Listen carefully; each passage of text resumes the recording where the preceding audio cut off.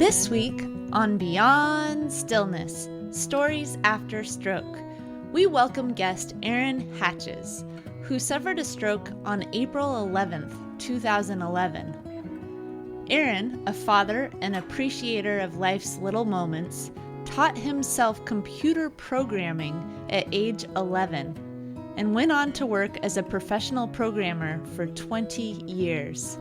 After his stroke, he chose to pursue his passion for language by enrolling in a collegiate linguistics program, fulfilling his lifelong dream of earning a degree.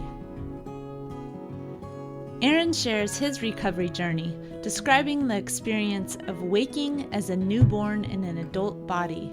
He offers a unique perspective on regaining consciousness, memory, speech, and mobility while seeing the world anew. Join us as he uncovers creative ways to engage and live with intention, revealing a story of deep vulnerability, strength, and the beauty of reinvention. Aaron's story is entitled Yes and. Thank you for joining us for Part 1, Aaron Hachez' story. Beyond Stillness, Stories After Stroke is made possible by our guests and tax-deductible donations from friends and listeners like you. Join us in empowering stroke survivors with stories of wisdom, purpose, connection, and hope at www.beyondstillness.org. Hello and welcome to Beyond Stillness, Stories After Stroke. Stroke offers a powerful, life-changing shift in perspective. Each colorful memory creates a parable for life's greater teachings, a compass for journeys ahead, and inspired wisdom for unique growth. Beyond Stillness offers a moment of pause for storytelling and reflection. Ultimately, we offer a welcoming environment that reveres the moment beyond stroke's paralysis. Still moments unite humanity and divinity. I'm your host, Molly Bucola. As we begin today, we take a moment of pause, a moment to honor how wisdom, purpose, connection, and hope have shown up in our lives.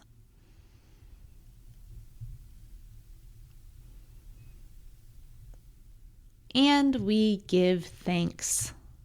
And now, Aaron Hachez' story. The night. I don't remember the night that it happened. I'm told that I got up around 12 to throw up. Sonia made a mental note that we should visit a doctor in the morning.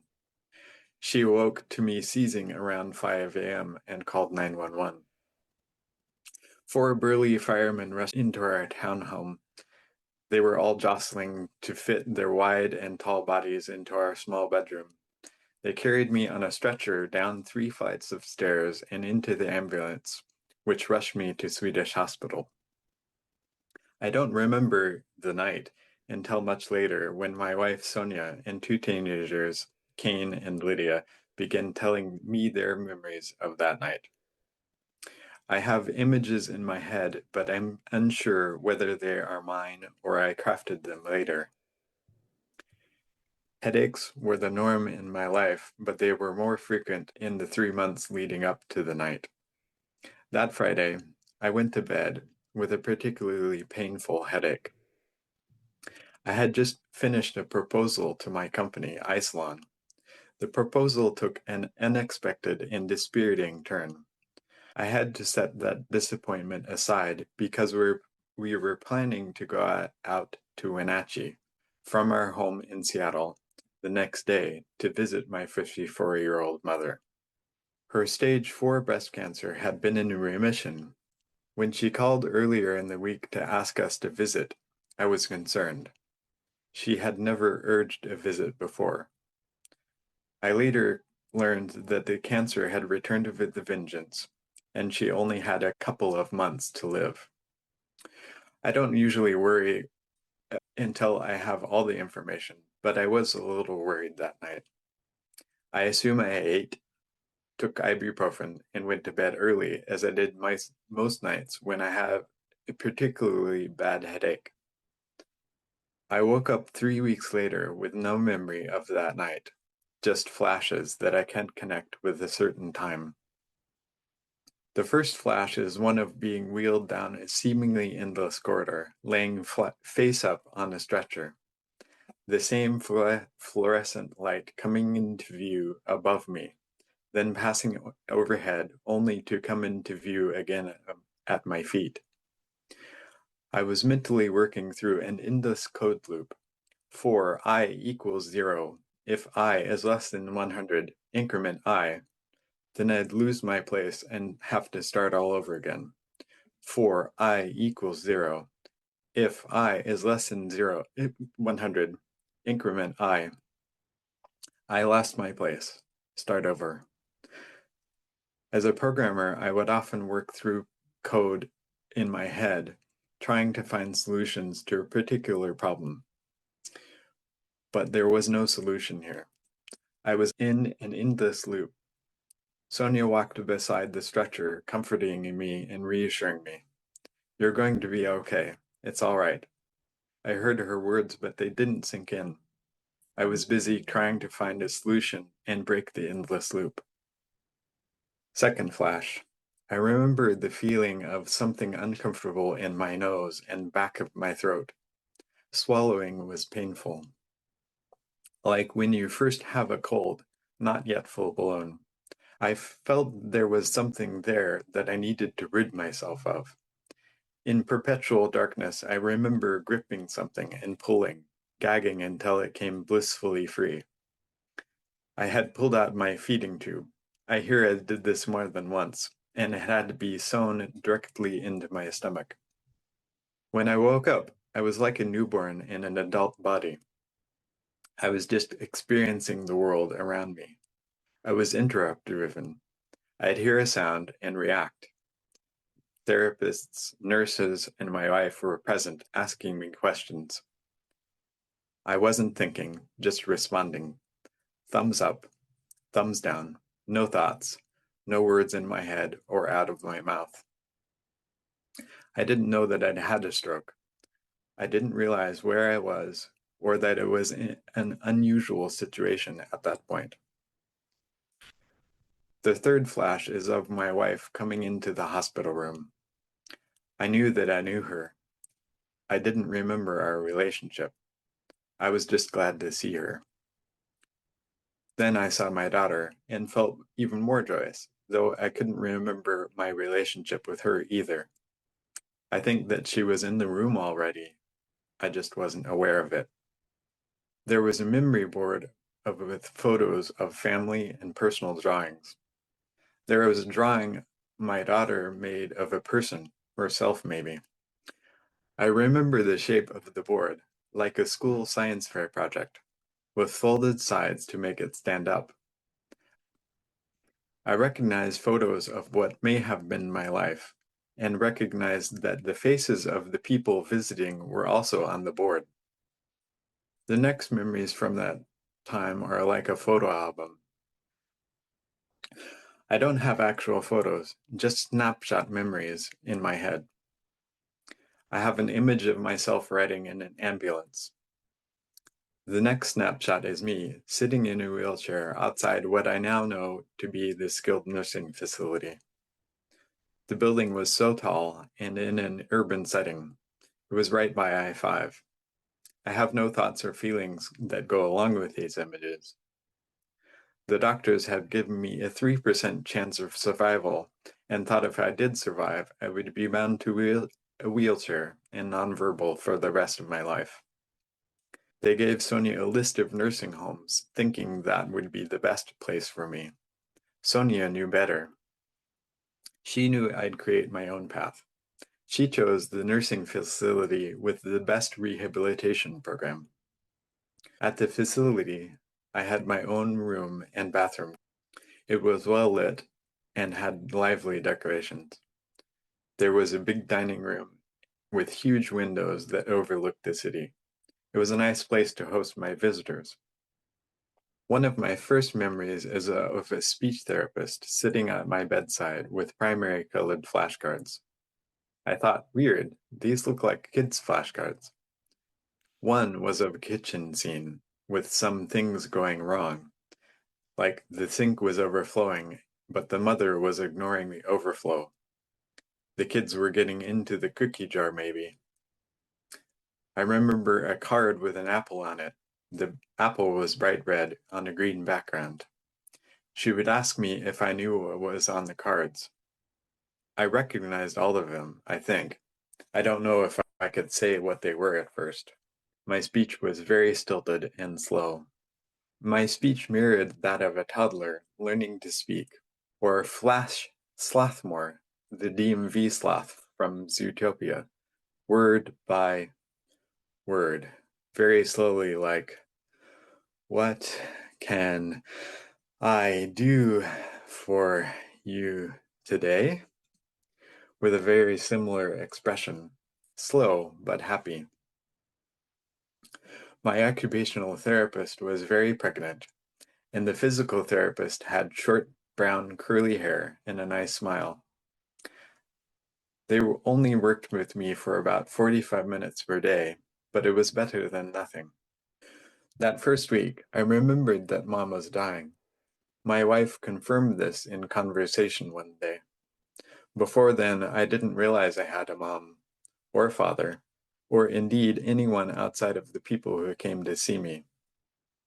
But when I remembered people through the course of conversation, or by thinking about connections that led me down the path to a natural conclusion, they popped into my head in full. The roots, the people that were connected, their entire history appeared in my mind. Like my father, when I remembered that my mother was dying. It's like this in the aftermath of a seizure, remembering what I forgot I knew.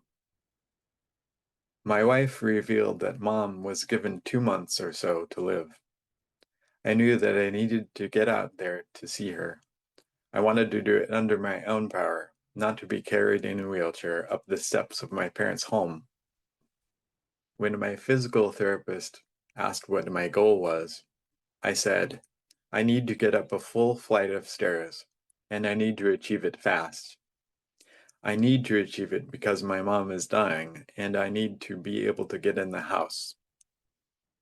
I couldn't hold back my tears. My wife helped me voice that message to the therapist. My speech was still labored and incomplete at that point. My wife was a great caregiver, there with me almost every day.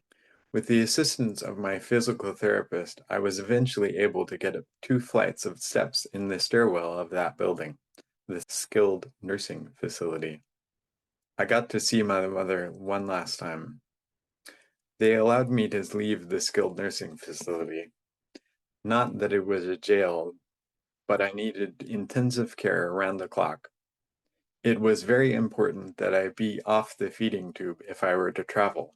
So, in addition to learning to get up the stairs, I had the additional caveat that I had to be able to eat on my own. They gave detailed instructions to Sonia, and she brought the car around to the front of the multi-story building. The kids were there in the car, which made me happy.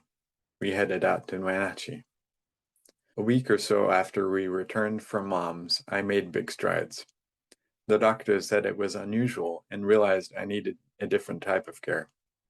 So they reassessed and transferred me to inpatient rehab at Swedish Medical Center. If Mom had to die, I was going to do everything I could to live, and I didn't want to live in my current state. I wanted to live a life that I loved, so I needed to work towards that change. And I did, every day. After about a month, I was discharged from the inpatient rehab at Swedish and sent home with 9 months to a year of outpatient care lined up. My friend and ex-coworker Ted, whom I'd kept in touch with, had told everyone at my old workplace about my situation and was able to get enough money together to buy an iPad, which became my connection to the outside world. I had forgotten my phone's password and wasn't able to access it for months. So when I returned home, I spent many hours on the iPad. One day, I realized that I wanted to do something more physical. I began to fill my time with more purposeful projects. I got really good at bread making. I'd make 2 or 3 loaves of bread each week. We needed to save money, so this was a way that I could contribute to our household. Before my stroke, photography was one of my hobbies. 6 or 8 months after I returned from the hospital, I decided I wanted to display and possibly sell my photos. I had extra time as I wasn't working, and I flourish in creative atmospheres. I spent many days approaching coffee shops and bookstores with a portfolio I had made to propose the idea of displaying and selling my artwork in their spaces. I had a growing feeling that life is short and I need to live in the now. The stroke had halted my work life, but there was something happening beneath the surface. I couldn't put it into words. It wasn't fully formed, but I felt like there was something changing inside me, a sprout from a seed which the stroke had planted. My manager asked if I wanted to return to work. I knew this would be physically taxing and cognitively difficult. He posed the idea I work as much or as little as I needed. I told him that I wanted to do something else, not just live to work. He asked, why not work here to live, to support your life outside of work? That sounded like a good way forward, so I began working for 2 or 3 hours a week, then 9 or 10, then part-time. A year and a half later, I was working full-time. I enrolled in blacksmithing and figure sculpting classes. I took a pottery class, which became a passion of mine. I knew how I felt in the creative process and wanted more of it. When I controlled my time, it allowed for a sense of freedom, a flow. Creative projects helped me feel like I was breaking the world's endless loop. The seed was growing. Our marriage ended amicably, not with a bang, nor a whimper. Our kids were grown and doing their own things. Sonia and I decided to call it, before we started getting bitter or angry. I joined an improv class that was difficult for my brain at that point, but it became therapy in a way. It was speech, physical, and occupational therapy all at the same time. And I love the creative and communal aspect. There's a saying in improv, saying yes and, that really prompted me to think about my life in general. I began to devote more time to writing too. The combination of yes and the space to reflect and write helped me ponder life and what motivated me. What's the purpose of all this? How can I spend my time meaningfully? How can I create a life I love? This doesn't mean I always choose the easy path. When I think about a short life, I think of it as a challenge. What am I going to do with my life, my time? How am I going to flourish? Sonia would often ask me to accompany her to parties. My first reaction was no. But I started pushing myself to do things that I didn't feel like doing. I decided to say yes to more things to find out what would happen. I started to think very differently. I knew that I needed to break the endless loop. Work, home, work. I was ready to flourish and create my own path. My new habit of saying yes is still a guiding force for me today. I don't know if I'll like something unless I try. And sometimes I have to make that opportunity myself. The more I put myself out there, the more opportunities and ideas emerge. I wanted to travel. I've always wanted to go to Spain, and so I did. When my girlfriend proposed a trip to Japan to visit her family, I said emphatically yes. I'm pushing myself to live in the now, taking each day, each new experience, each breath in and out, with a sense of wonder and awe. I'm working towards my linguistics degree at Western Washington University, purely because I like languages. I've given away or sold almost all of my goods. Now I live in a studio apartment. I've found the less that I have, the less I feel caught in the endless loop. My plan is to move to Japan for a while, then to Spain. I want to experience what it's like to not just be a tourist, but a resident, living day to day, experiencing new things, enough for them to become old things, enough to challenge me to observe the old things as they are, without thoughts, until they become new. There's this very beautiful walk that I take through the Arboretum to reach the university campus. There are lush and green ferns everywhere in the deep and cool forest. This time of year, the leaves are turning colors and the evening sun shines beautifully through the leaves onto the ferns and mushrooms dotting the forest floor. Every piece of nature is growing and flourishing in its own way, and their time is limited too. All this talk of wonder and awe might lead one to believe that I don't get down, or stressed, or depressed. I do, often, but even in the darkest of days, I always know there's a light somewhere up ahead, even if I can't see it now. There's beauty in the darkness as well. Dark days can be fertile ground for creative opportunities, loving relationships, and allowing our seed to take root. You can hear the whistle of the wind as you ride this train of life, and the light will come, even if you can't see it just yet. One of my last memories before the coma was trying to work through the endless code loop of the lights in the hospital hallway. It's time to break that loop. My stroke gave birth to a new life. Literally, as I regained consciousness, I had an opportunity to see and feel things as they were, no thoughts, no worries. I just observed items in my hospital room, people and their expressions, my own bodily sensations. I saw previous moments in my life as snapshots. At one point, the doctor said my progress was unusual and that I needed a different type of care. He was right. I'm not made for this world's endless loop. My mom's passing and my stroke gave birth to the unique path that I follow. It's not always the easy path, but it's my path.